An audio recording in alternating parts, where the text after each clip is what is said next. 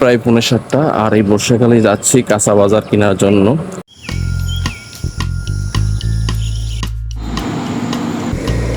সকাল সকাল মেন রাস্তাটা একেবারে ফাঁকা হয়ে বেশ ভালোই লাগছে, খুবই চমৎকার।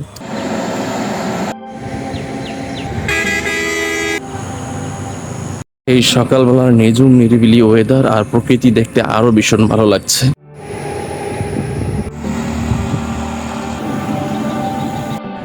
এই রাস্তার পাশে দিয়ে হেঁটে যেতেই দেখতে পেলাম ছোট একটা কূপের মধ্যে খুব চমৎকার মাছ ভাসতেছে, আর মাছগুলো দেখতে খুবই চমৎকার, খুবই ভালো লেগেছিল। তো যাই হোক বন্ধুরা, প্রায় কাঁচা বাজারের কাছাকাছি চলে আসছি। আর এই বাজারে শুধু খালি কাঁচা মালই পাওয়া যায় না, পাশাপাশি মাছও পাওয়া যায়। তো আজকে আমার মেইন উদ্দেশ্য হচ্ছে মাছ কেনার, তো তার জন্যই আজকে এই কাঁচা বাজারে চলে আসা।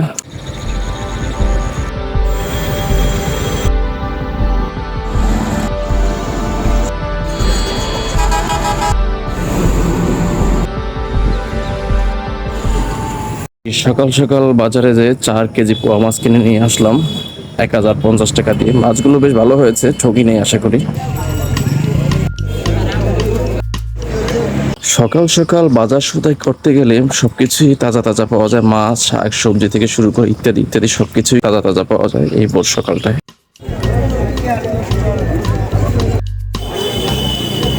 তো আমিও এই পোয়া মাছগুলো বেশ ভালোই তাজাই পেয়েছি, খুবই চমৎকার।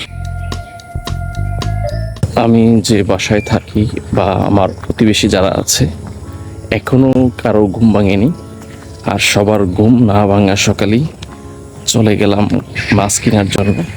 আর মাছ কিনেও নিয়ে আসলাম, তারপরও এখনো সবাই ঘুমাচ্ছে, কারোর কোনো খোঁজ খবর নাই।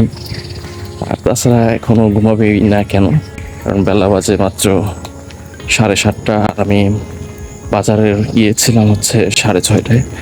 আর যে বাজারটা গিয়েছিলাম ওই বাজারটা বসেও হচ্ছে ভোর ভোর, আবার শেষও হয় খুব তাড়াতাড়ি, 10টার মধ্যেই শেষ হয়ে যায়। আর যে বাজারটা থেকে আমি বাজার করে নিয়ে আসলাম, এই বাজারটায় মোটামুটি সব কিছুই তাজা পাওয়া যায়।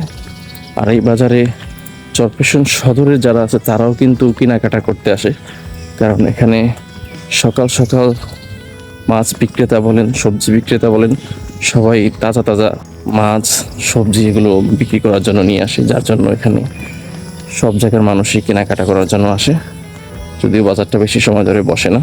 তো যাই হোক বন্ধুরা, বাসার কাছাকাছি চলে আসছি। আজকের ভিডিওটা এ পর্যন্ত। সবাই ভালো থাকবেন, সুস্থ থাকবেন। আল্লাহ হাফেজ, এন্ড টেক কেয়ার। আসসালামু আলাইকুম।